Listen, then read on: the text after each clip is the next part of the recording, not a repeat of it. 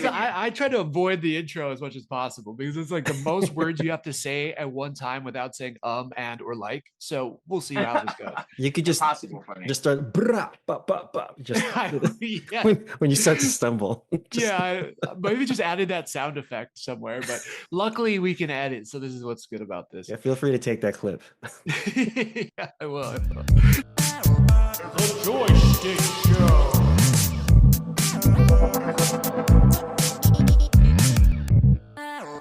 The JoySchtick Aloha Show. And welcome to the JoySchtick Show, a podcast where three friends from high school in Hawaii get together to chat about the latest things we've watched, read, and played that are bringing us joy. Today, we have a very special episode and our first for the JoySchtick Show, meaning that this is our first episode of 2025, and we're kicking it off with a returning guest. I'm so lucky to call these guys friends, but they have a new issue of their last book coming out. We have Art Ebuen and Dave Law from California Inc. Guys, how are you doing? Good. Thanks for having us. Yeah, right on. Again, this is first. I don't know if we've had other friends or comic book artists come back on to talk about a new issue. So again, that's a first. But also, like, we've gotten to hang out outside of it, and I've seen your work out in the world, Dave. And it's like, it's just great to have you guys back on. I'm so stoked that we're doing this. Would you mind telling us a little bit about what we got going on with California Inc. now? Yeah, so we have the fourth issue coming out, the fourth and final issue of this mini-series that we have. The quick logline is, in the near future, California becomes a corporate country with factions fighting to shape the new nation. And in this fourth and final issue, we'll see which alliances prevail and what the future holds for the new corporate country. So is it a dystopian dream with a rude awakening, or does it pave an unprecedented path for other countries? If you're a fan of shows like Showtime's Homeland or HBO Succession, kind of where those two meet, kind of combines the geopolitical chess moves of each power player and influencer with the pulse-pounding action of tactical military missions featuring the soldiers and statesmen of California. Can you tell I read that last part? Yeah, but I was going to say, I can also tell you, I can also tell you wrote it, because I was like, man, those are some amazing descriptive words that like I wouldn't come up with. So I'm like, dang, that's some fancy writing. I'll give our editor Justin Giampaoli some props for sweetening some of those lines, because that's why you got an editor. I'll pump out the idea and he'll be like, let's make this make sense over here. Yeah, I love it. Well, you guys are a crack team, seriously. And just from the art of everything to just the way that this story kind of culminates, we're going to try not to spoil too much, but before we get too far, I want to kick it off because you guys have had a wide experience with animating and, again, with art. So I want to start with this kind of, I guess you could say, fun question. If you could take any animated character from The Simpsons, Family Guy, or Futurama and throw them into the world of California Inc., who would you choose? And which side would they be on, the corporate country or the quote unquote rebel alliance? Oh, man. Mr. Burns jumps in my head immediately. But my gosh. Okay. Yes. Good call. Yeah. Which is funny. I feel like last time you also brought up Mr. Burns, so I'm curious to see how you work him into this scenario. I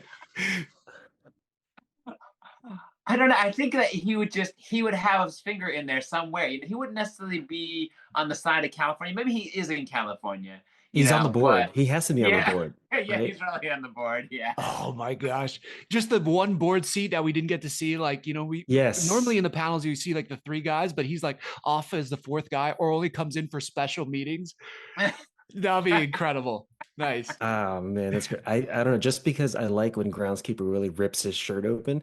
He goes from one shape to another. It just makes no sense. It's because you see the model sheet from one size and then shirts off and it becomes like a V. It makes no sense. And he would definitely be part of the Reclaim group. The underground, it would make sense. He's like, if you've ever seen The Gentleman, the TV series based off the movie, he would be I forget his name, the guy who the groundskeeper. Oh, wait. Yeah. Was it played by Charlie Hunnam? I think, in the movie or I show. Yeah, that might have been a movie, but I know what you're talking about. Where he's like, yeah. he seems like an everyday man, but then he knows way Yes. more than's going on. Yes. Yeah, that Yes. would Yes. be incredible. That's It would also be fun to reimagine a scene later on in the book where he busts in with everybody. yeah. Yeah, Yeah. yeah. He's protecting for sure. Exactly. Or, when Big Sis and Little Bro are kind of getting punked on, maybe he lives around the corner and comes in to defend them or something like that. I don't know. I just feel like he would definitely be on that side. That'd be a fun situation. Maybe he's an Interesting. underappreciated janitor at the, for Yeah. in California. There you go. Yeah, Yeah, they say yeah. at the day at the end, they're like, "Hey, can you clean that up, Willie?" Yeah, yeah, yeah, yeah. I mean, issue 3, I believe we get to see no, maybe I don't want to say that. Never mind. Maybe that's not from issue 3. But either way, I can imagine him in a bunch of fun scenarios. I love that. I think it would be, how do you think you would interact with the other characters? Like either one of those two people, Mr. Burns or the janitor? Repeat the question one more time.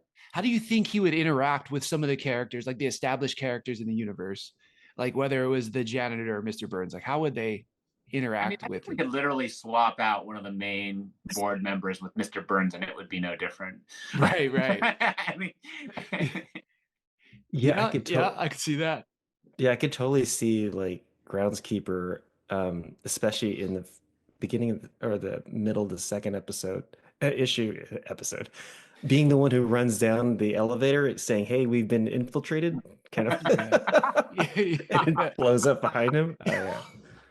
That would be amazing. That would be I can imagine that too. I love that. I love how that issue ends too, because it's such like a crazy cliffhanger, and it seems so secure in a weird way. The kids didn't know about it, and then yeah, it's like, holy crap, this vault is getting invaded. I don't know if that's too much of a spoiler either, but I No, did no. love that. Yeah. So we're gonna go back because I think we kind of touched on a few interesting things here. What do you guys take, and what are some of the principles of storytelling that you found that translate, and even for you, Dave, from some of the animated shows you watch, that have translated the easiest from animation to comics? And I thought of this, Art, because you had experience working on The Simpsons. What do you think is, yeah, the easiest translation or points of translation? I mean, it's I'm storyboarding in my head, you know what I mean, to a certain degree, but there's also that magic that Dave does that he has way more experience than me on is with me it's continuous, it's continuous storytelling. But he understands the page layout plus the page turn, which is a whole nother art in itself that I have no experience in. So when I'm scripting, I'm thinking continuous, but and I'm thinking continuous, but also I am thinking somewhat of the page turn and the spread. But then, Dave will be like, "Hey, what if we did this instead?" And it's like, "Aha, that's why you're the illustrator." Yeah, yeah. And to your credit, Dave, like the way you set up the panels too is really unique. I think there's a lot of like really cool stuff. There's a part where there's like I think it's in issue 1 where it's almost like a split scene moment where it's kind of jumping between both sides. I love that panel. I think it's such a unique way to show that. Was it written that Right? way? Yeah. No, because when he gave it back to me, I was like, "That's how you solved it?" Because I was writing it, and I was like, "I wonder how this is gonna be solved." And didn't I text you like immediately, like, "Dave, what was that?" Because that's brilliant. Sorry, I'll let you. Yeah, yeah. I'm excited about that because that page was difficult to write, and I was like, "Well, they're gonna figure it out." Yeah. Yeah. Yeah. Dave and Frank Sometimes will I figure find it it out. hard to believe because he sets up the script, and particularly that page too. Like he writes it, and you've got these kind of balancing points of these two. I think in that particular scene you're talking about, you've got the California talking to someone, as well as old US kind of talking. They're both kind of on the phone or talking via some sort of communication to someone Mhm. else, and there's this scene kind of playing out with both parties having someone kind of there Yeah, and can I? It observing reminds it. me. Yeah, sorry, not to butt it. Like you kind of reminds me of the X-Men First Class when all the nukes are going to go off, and you see the different Oh, corporate sides talking to the generals of the ships. that was like, get ready, get the nukes ready. And, and like you see it from both sides who are about to come in this battle. And, it's happening simultaneously, but you're able to see like this tension is building and anything can happen at this moment. Right. And and I think you just nailed that. Oh, thank you. Can we shine a light on Frank for that page specifically? Like I remembered when we turned the page over to him to letter, I was like, "Hey Frank, I wonder how you're gonna letter this because it kind of goes back and forth a lot, and I don't know how you're gonna weave it." And he came back with this, and I was like, again, I've said this before, some of the best lettering you don't notice, but the way it functions, because it needs to function, it functions so well. I was like, wow, he solved that one really well. So yeah, that was a complicated page for all of us. That's awesome. Yeah. Well, I appreciated it so much. And I think you guys perfectly nailed what it was supposed to create, like that feeling. It's so awesome. Yeah. Lots of tension.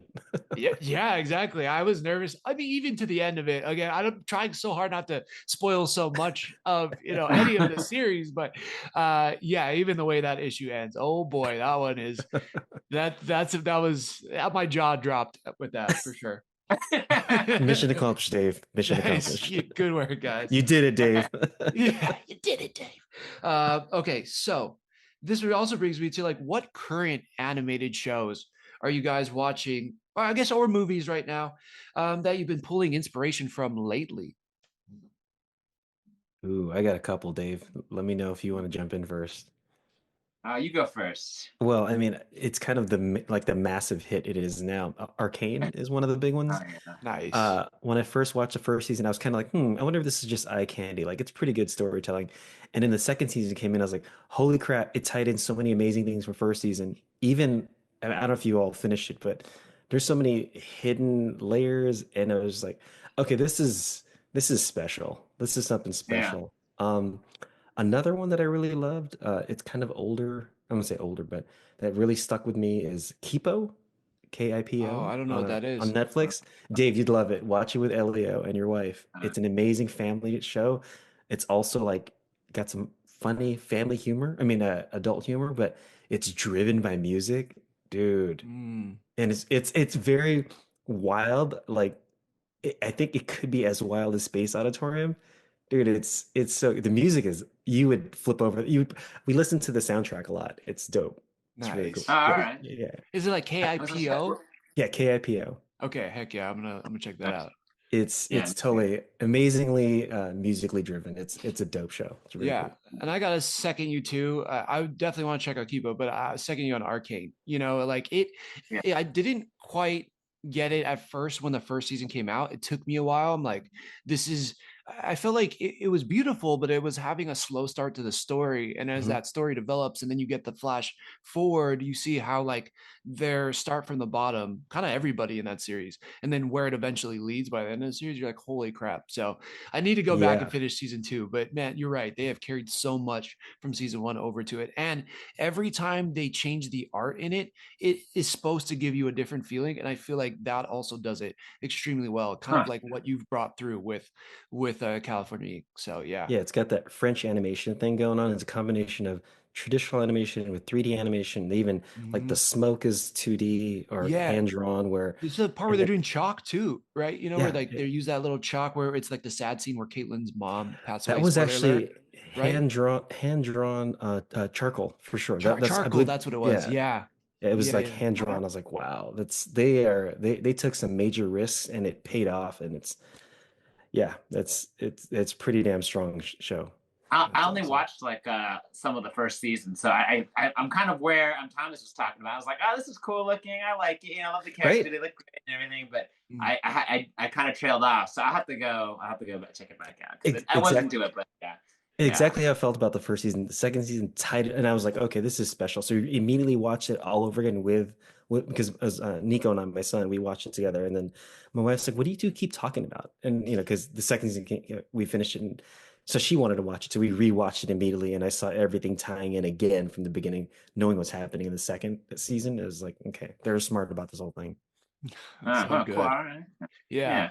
So Dave, what has been influencing you think? Like back to that. Have you thought anything?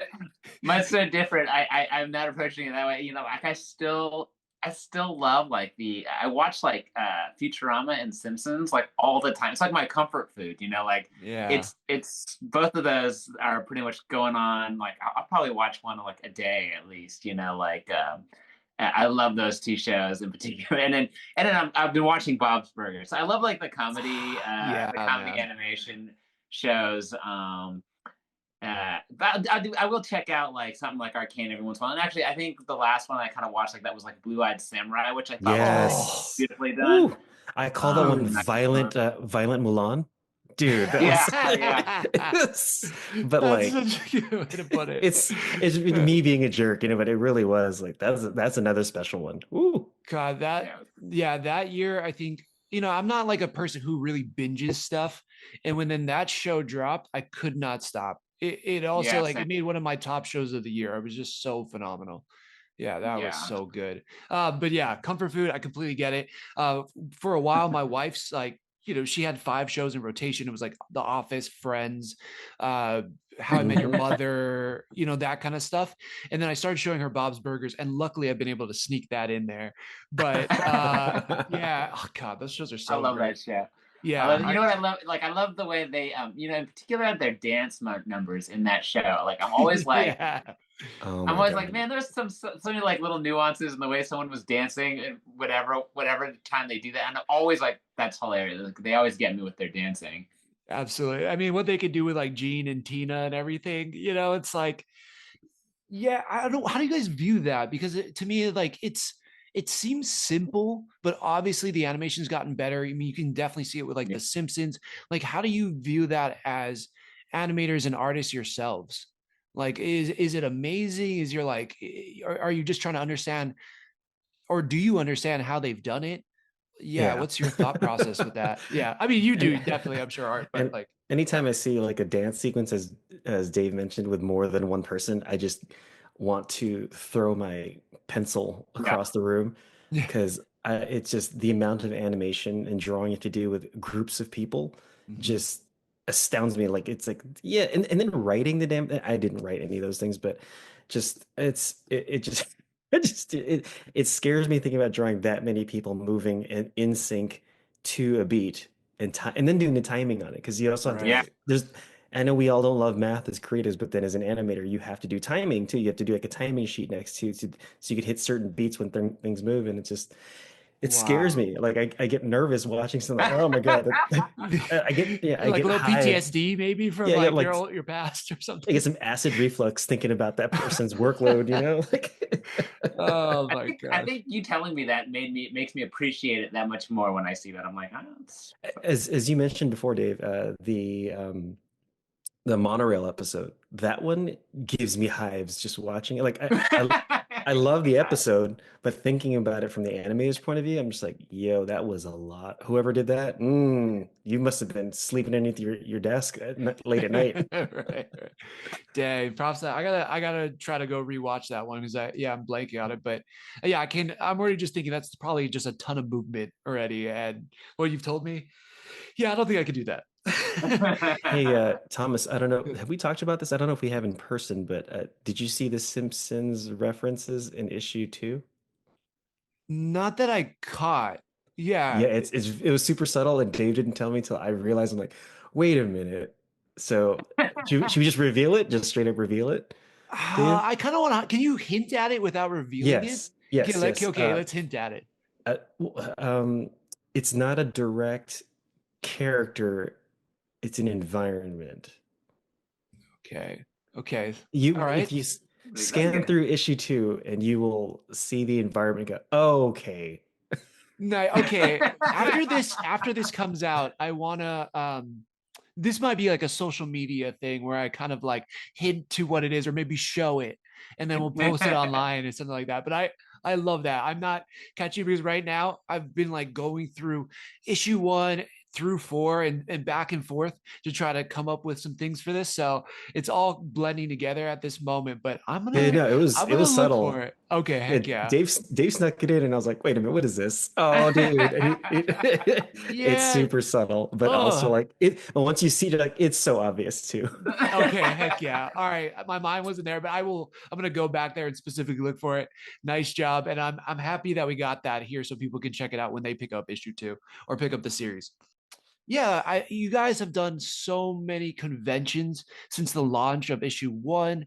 I'm sure you, and I know you are specifically have been able to talk to so many different readers or people who've just picked it up. Is there anything that you've learned about the stories that you didn't even realize that other people have told you based on meeting them in real life? And this can even go, Dave, for you with other books that you've done as well. I think Dave has a better POV on this because he was touring longer with the book before I have, and then you had the latest convention, and if you want to share what you told me, I think that's pretty interesting. Yeah, it's just I think the last convention I had was a small one in the Berkeley Public Library, and it was right after the election, so it was kind of like uh, it was kind of an interesting thing to tell people, oh, it's about California breaking off and creating their own corporate country. Right. People are You like, definitely whoa, realize this you is can hitting easily too close tell to home. what's yeah. There's two types of definitely people who are gonna like pick it up and think one way or the other, and kind of what they say when they pick it up was interesting. Mhm. But it was Berkeley, so it was mostly people who are like, oh, that'd be great. Well, yeah, I Yeah, mean, for sure, for sure. because early on when we before the election, it was a lot of, oh, that's funny, that I could see that Yeah. happening. Oh, it was a lot of, they could see like the the funniness of it all, like how, oh, sure, that sounds about right. And I think you mentioned after the election, everybody's a little more somber about like, yeah, it feels like that should happen. There, there Just was Mhm. there was some people who were like, it's too Yeah. soon for me. Like that, like literally, I tell them straight, like I can't think about that right now. Like it's just, Wow. and I can kind of agree with that.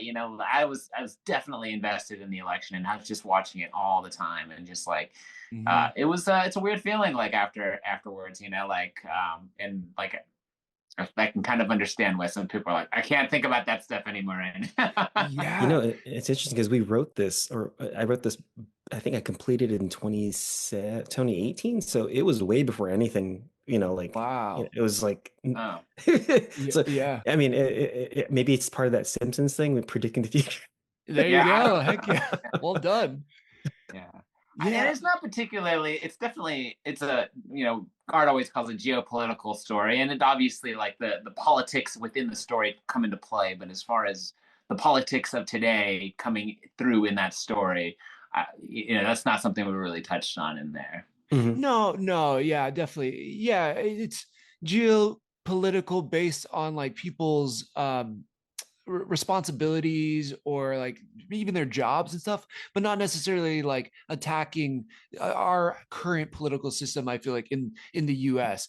and on the other side, yeah, I do think this is a book for everybody, but I also feel like what they told you, Dave, is kind of special. Like the fact that you wrote something, Art, that could touch somebody in that way where they're like, I don't even know if I can handle that right now, is like that's powerful. I feel like that's moving, and I think that's really cool that yeah, you guys created something like that. It's really awesome.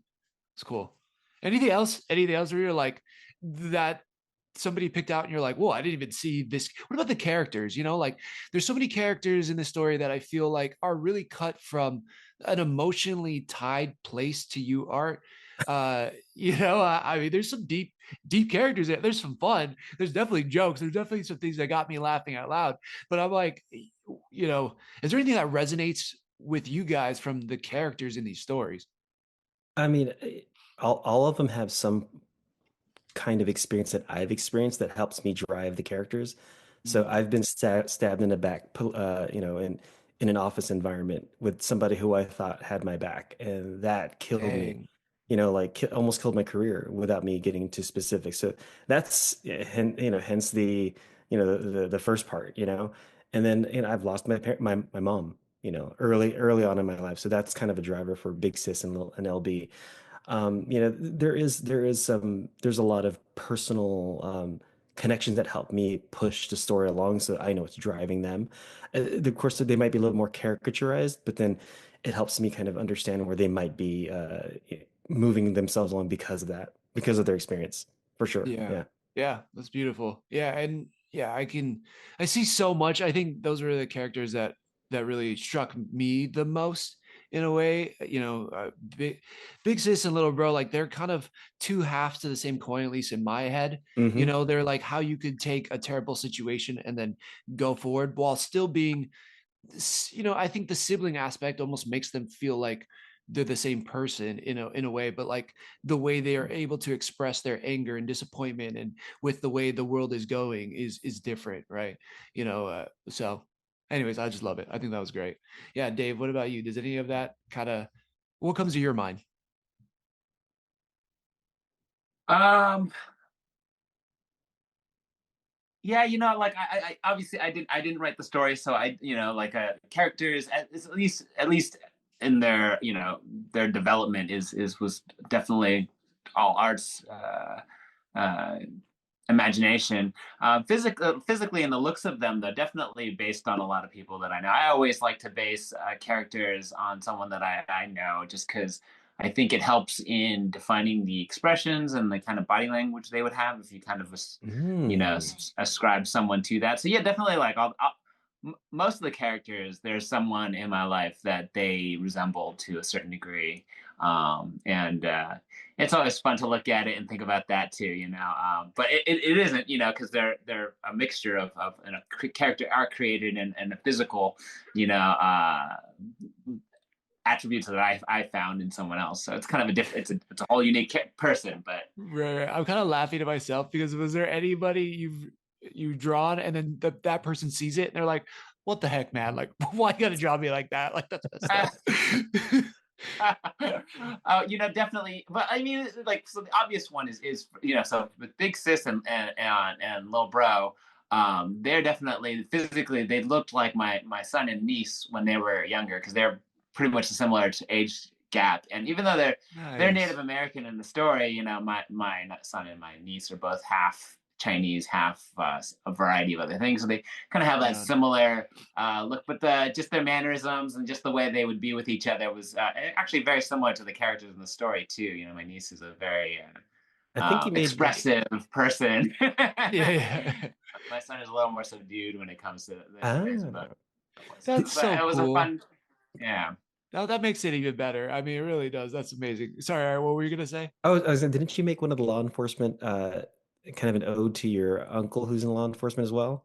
Yeah, I have my uncle-in-law. He was a police officer, and so yeah, I used to like they cops used to get like their own like kind of baseball card, Oh, and they could give them away to kids. It's kind of like a fun thing. And so he Yeah. he gave me one. He's like, "Oh, keep this in your wallet. So if you ever get like pulled over for like a ticket or something, and they see it, it's like a get out of jail free card." And I was like, "Oh, all right."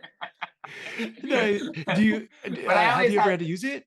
Have you ever had to use that card? I Dave got I mid got pulled stab over and once murder for holds not up the card. not stopping long enough at a stop sign. Like I stopped at it, but they're like, I didn't stop long enough.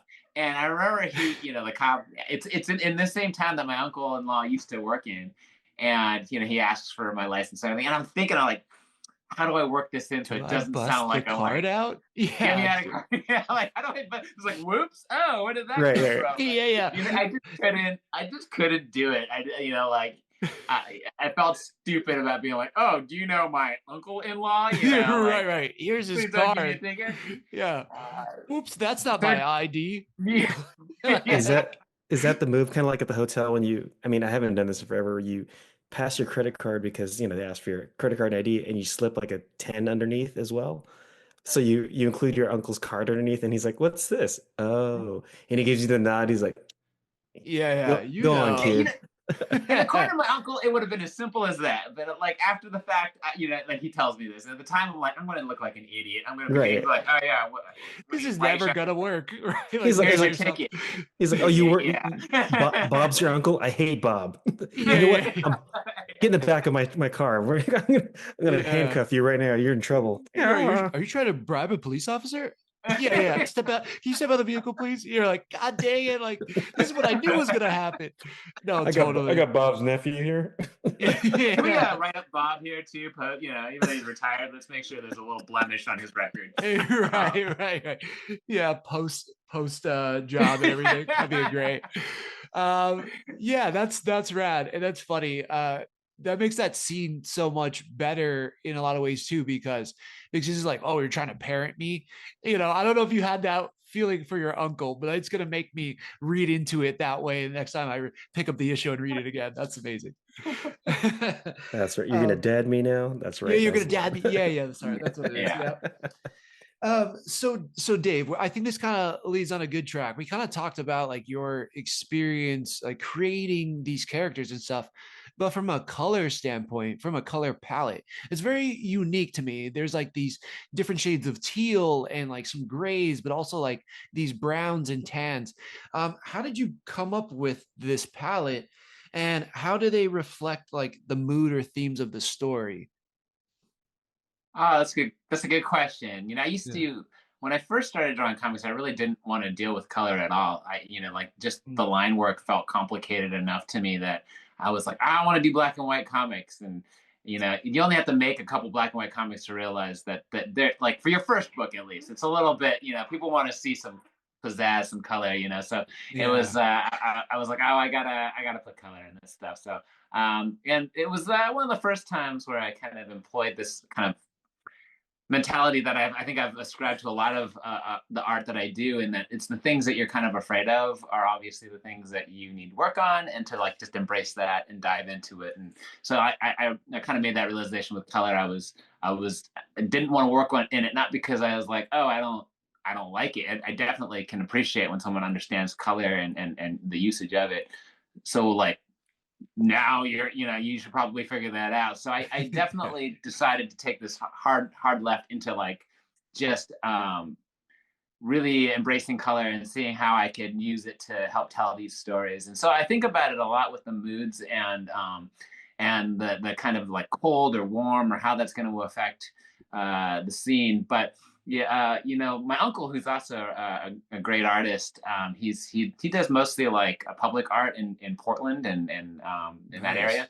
But he went a long time ago, told me, and I've always thought this too. He's like, a lot of artists, they define themselves by the color palette they choose. So they like, at one point he even just mixed his red, his blue, his yellow, and that's what you use.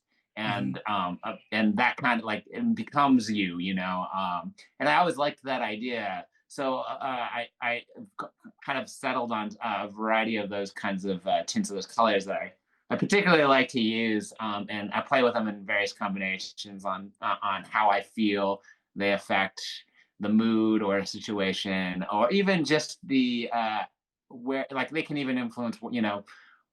I think there's a lot of where it's taking place in the border of California near Arizona, and I kind of just want you can kind of give that impression clearly with the colors when you're outside, and even the interior design of the house. Color gives a ton of cues to people, and that's as a comic book artist, you're just trying to like give those cues. Sometimes very subtly, but the more ways you can find to do that, I think makes you just a more effective comic book illustrator. Yeah, I completely agree. I think you're so right. Like there's a part where they're just in the city of San Diego, and that looks different than like the HQ in the building there, and that looks different than Big Sis and Little Bro's house. Like there's like these cues of like, okay, you're in various locations. I think that's awesome, and I definitely I pick like I feel like the teals and blues and these grays were kind of used more for like those corporate settings, and then like the browns and like more orangey looking tones were used for where Big Sis and Little Bro were at, and like they had a more colorful life, even in the let's just say that there's a funeral scene. I'm not going to say who, but like even that had a lot of vibrancy in it too. So I thought that was really, really well done, and I think you nailed it on like exemplifying those emotions. Oh, Yeah. thank you. Yeah. It's Yeah, good to hear, absolutely. yeah. Definitely. Well, yeah, so let's see. I feel like uh we got a lot of time. Well, I kind of asked this already. Let's see. Yeah, I'm gonna back off of that. Let's see. So for most of the series, well, no. All right, hold on. I'm gonna have to edit this. I kind of like went through most of like the question I had because like we kind of flew through it, but I'm gonna pull out one that Drake and Scott had. So sorry, bear with me for 1 second. Sure. Let's see. Were there any challenges for you guys that you had to face in illustrating a series such as this? And I guess this relates to you more, Art, compared to The Simpsons, or I guess Dave, for you, for the other comic series that you do. Yeah, I think that's more of a Dave question because when we met, I mean, you have Space Auditorium, and then you have mine, and this other one that we have together, and they're different thoughts. So I think that's a better question for you. Yeah, there's definitely they're really different. They're both science fiction, which I always, it's funny to me because they feel like such different comic books. The Space Auditorium is this almost space opera that takes place in this distant future where this bizarre alien race has kind of taken over the planet and turned it into this reality game show environment. So it's really kind of zany, space balls, Hitchhiker's Guide kind of a vibe to it. Definitely doesn't take itself too seriously, whereas California Inc. has a much more serious tone and it's in the future, but not that far into the future. And, I can't get, so it really represents, I think, two really different approaches to science fiction, a genre that I love and I've always felt is my favorite, but to kind of create two books that have the same genre but are so different from each other has been a lot of fun. But it does require me to really change up how I'm thinking, and I've realized that when I try to jump between the two, how different the mentality is, and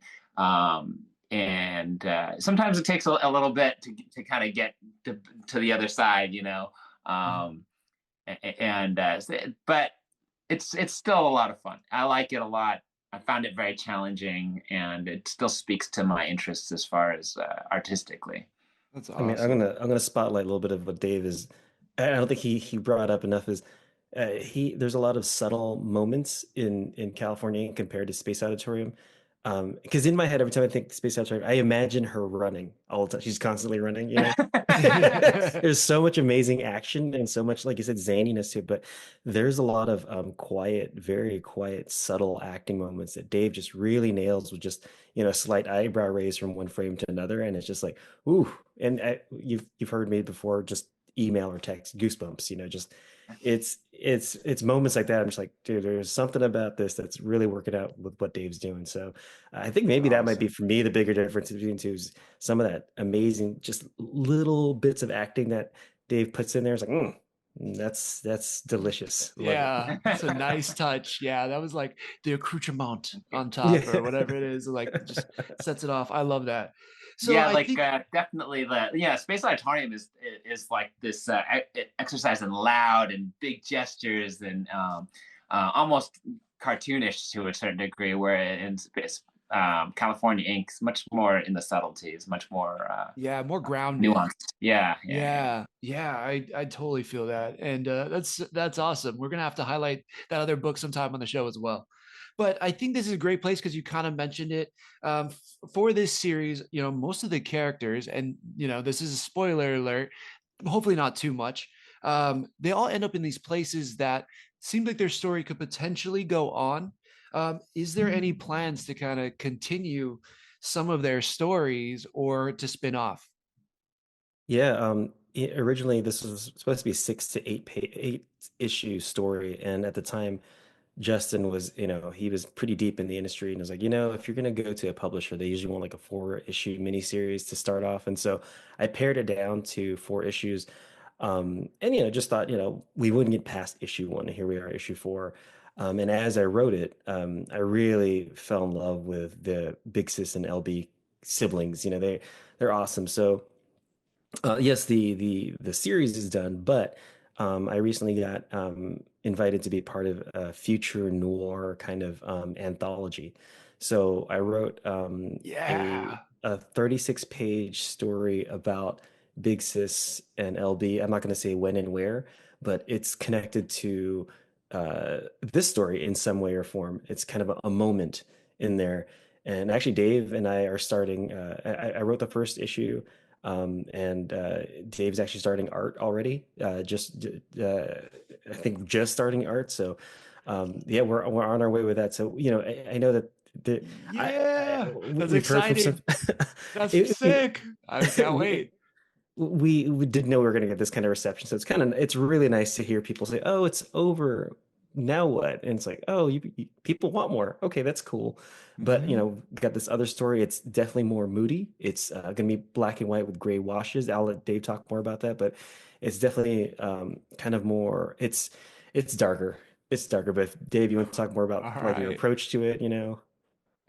Yeah, again, without giving away too much, there is some flashbacks that happen or different time changes going on within it.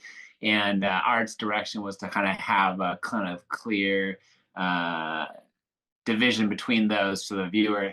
And we made the decision to go to do this in black and white to kind of fit with the genre.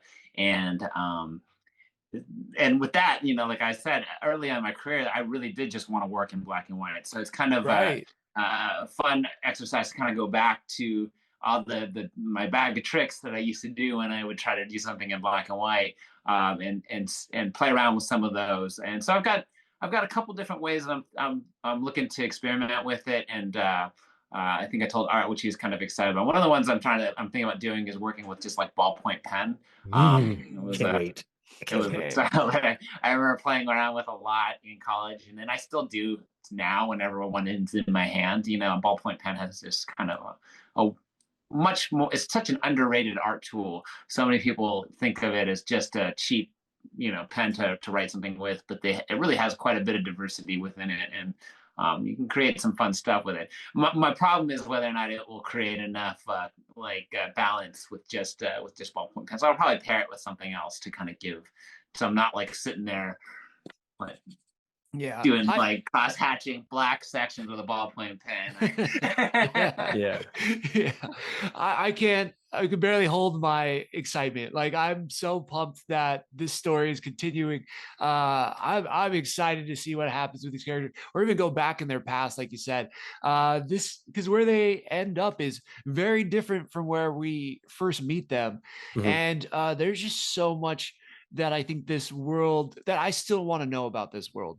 Yeah, I understand, probably because of how the industry works and stuff, you had to cut it down. But man, that would have been really great to get those 2 extra issues.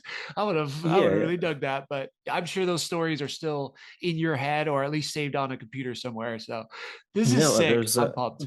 there's a couple other stories I'd like to tell if the interest is there. There's something brewing with with uh what's her Is it face? Marcus, Miss No, no, Flores? no, Uh, a tip of my sorry. tongue. The PR lady, Pearson. Oh yeah, She yeah, yeah, because yeah. what happened to her? So we need to. It's Yes. where did she go and what's she doing? What's motivating her? So there's that side of things Oh, I would I'm like to so explore. thankful you brought that up because I was wondering about that. I didn't know if that was like an off the pod question, I didn't want to say something done, but yes, because she's a strong character look, she's a strong character personality. And then for that character to seemingly like us not to know, but maybe somebody, supersedes her, it's like, what happened to her? Well, so Yeah. that was kind of a play on part of why I wrote this story. Is if you've ever worked in corporate America, there are moments when you get when someone leaves a high holding position. There's two types of emails. There's the email that says, "Hey, blank will be leaving in about 3 weeks to to 2 months. We'll usher in a new person so that person can train him, and we wish them luck. Blah blah blah. And you could find them here." And it's super nice. And okay, that person's leaving on their own terms. And then when someone gets fired, you get the effective immediately. That's the email starts with the Right. effective immediately. That means they've been fired. Yeah. And when I worked at Jack in the Box Corporate, our joke internally was, "Oh, someone was promoted to customer." And so without ruining anything, we don't hear much about her, when the story ends because something. And Yeah. there's if someone is done, they don't talk about them anymore. So we don't talk Mm. about Bruno. Yeah, yeah, exactly. I think that's a pretty big hint, and I would love to explore that story. Well, yeah, guys. Oh, this is my last question, actually. What are you guys currently reading? Like, what's on your pull list at your comic book shop? Is there any other comic books that you're not a part of that you're just enjoying lately? I'm reading currently uh, Stephanie Williams's Nubia, which is on DC. And Mhm. then I'm also reading, I just finished reading The Forge. That's Greg Rucka, as anybody knows who knows me. I'm a big Greg Rucka fan. And what's the other one that I have on my pull that I have in front of me? Um, those are the two that I have. What was, oh, just because I want to reread the Fraction run and Aja Yeah. of Hawkeye, only because Mhm. I just want to reread it. Is just so it, man, their version of that character is just a New Yorker. Is just I got to reread it again. So that Yeah. I got that on the list. I love it. And the art in that one is very unique too. Hmm. It's very cool. Graphic Absolutely. design is just clean design, just like ugh, Mhm. Yeah. yeah, good stuff. I love it. I mean, they used so much of that and pulled it into the show, right? I mean, Yeah, that was they great. did. They did. Definitely. They did. Yeah. What about you, Dave? Oh, I've been a couple things. I actually just was going through this book, and this one's called oh man, it's the way he wrote it. I forget. It's like Funk of 40,000 Years, and it was Okay. written by my friend Eugene Randolph Young, and he's a local artist over here. And so basically, this was like, I think, have you heard of Inktober? Hmm. Yes. Yeah. Hmm. Yeah. Yeah. So he did one Inktober where he every day drew a different image based on a different funk song. And Mm. me and him are both huge fans of funk. And so these are all like, so he did just like an image, and then he did like well, he listened to the funk song, and then he would come up with an image with them. And Oh, some of them was wow. just Sick. wow. His art style is so cool. That's And so I've just been beautiful. kind of like slowly going through it, looking at the artwork, appreciating like the music that he chose for each one. You can kind of guess because he only numbers them, and then at Mhm. the end he'll tell you what the name of the song was. Ah, Um, cool. There's a key to it. Nice. Oh, that's yeah, sweet. yeah. So because they're hard to figure out. Like I'll tell you that I I haven't I haven't gotten any of them Is right. I there got one right. I got one right. Okay. Okay. But they're is, hard. uh He's chili he's what? is there a Chili Peppers Freaky Styly song in there? Because that would make sense to me. I That don't know album if is Chili Peppers are funky. in there. I don't Yeah, think no. Chili Peppers are in here. Yeah, I don't think I really Uh, count, but I do. I count Yeah. that. Yeah. Yeah. At least that specific album, Freaky Styly. Oh, that's Yeah. a good album. That's a good album. yeah. Wait, And you Yeah. got the and bass then behind the you. other one I just got is I just got Lazarus because this Oh guy my God. Art is always talking about what an amazing comic it is, and I haven't actually read it. So You'll that's see the influence it had in making this book. That's literally the book that made me go, I'm gonna write me something. Uh, exactly. Well, all right, I got Okay. one. yeah, I was reading it and I was like, I need to make me something to be awesome like this. Like it Yeah. was that book is yeah. You're right. That's massive influence on me for sure. That's so Another Greg awesome. Rucka book. Yeah. Dang you. Well, you gave me so many good recommendations. Like I have like homework now after this for all like the books I gotta pick up and like shows I gotta watch and everything. So heck yeah. Well, I just appreciate it, guys. Thanks so much for coming on today, talking about California Ink. I can't wait for this to be released to the world and people can get it in their hands and just kind of read how this story wraps up. I'm also so hyped that it's going to continue in some way, shape, or form. Thank you. Yeah, I appreciate you guys. Always love having you on. Yeah, if you want to say any closing thoughts, also some information when issue 4 will be released or the Kickstarter. And yeah, I'll give you one last little thing to say, like last time, and we'll go from there. But we can start with you, Dave. Yeah, any final words? Oh yeah. Definitely. Make sure you sign up for the Kickstarter notifications for California Ink #4. As Art will probably tell you too. You can get all 4 issues.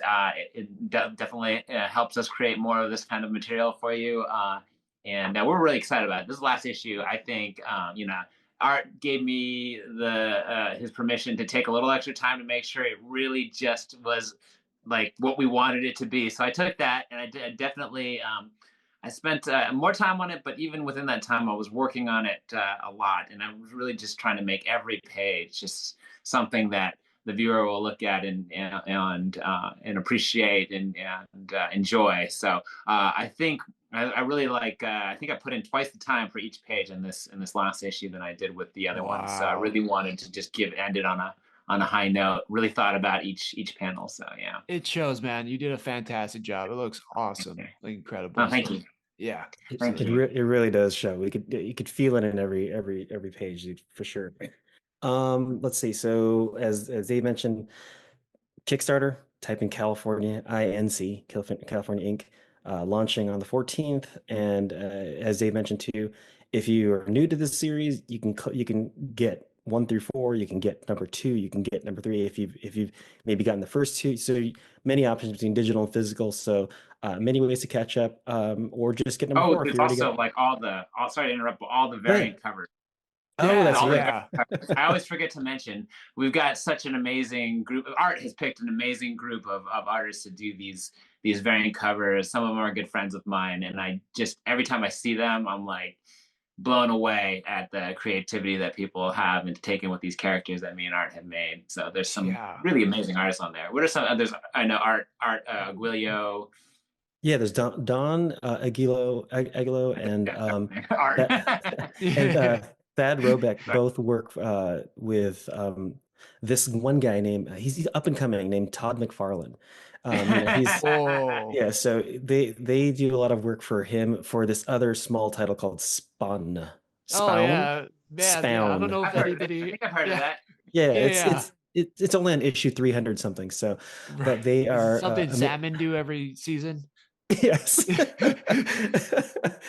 So those two are thanks to Dave for introducing me. They're good buddies now, and awesome. They did a somewhat connecting cover. So it's between them two. It's something of a conversation between two people, and you see it from the other side of the other one. So they kind of connect, but they don't. And then good buddy of mine, Vince Alvendia, he did a cover for us with an ode to the Heat movie poster. Then of course Dave and I did variants because I'm free. It cost me nothing to make a cover. Right.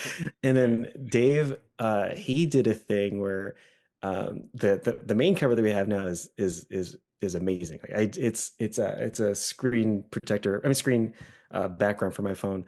And then he did like another version of it. So it's just like it's like a collector's thing. So it's like if you get one, you gotta get the other. At least I do. So yeah, and I get to have it. That's awesome. Yeah, there's like a few covers that live rent free in my head, as the kids say. It's like Big Sis and Little Bro kind of on the porch. You know, with was it palindrome? Is that where those like are around? And then the other one is Little Sis sitting on the ground with the American flag. It's like black and white with that one. Man, that lives rent free in my head. I love that. So absolutely everybody pick up the variant covers. They're amazing. You guys have done a fantastic job. So yes, coming out January 14th, you can enter on the Kickstarter. Links will be in the show notes. And before we leave, I just ask you guys if you would also join in and say thanks for sticking with us. Yep. I don't know if you forgot about that, but thanks for sticking with us. Thanks for sticking it with us, like kicking it with us. Yeah, I got you. And whenever you guys are ready. Are you gonna count to 3? I gotta. You can. All right, let's do it. 3, 2, 1. Thanks for sticking with us. Yeah. Right, guys. Hello, everybody. The JoySchtick Show.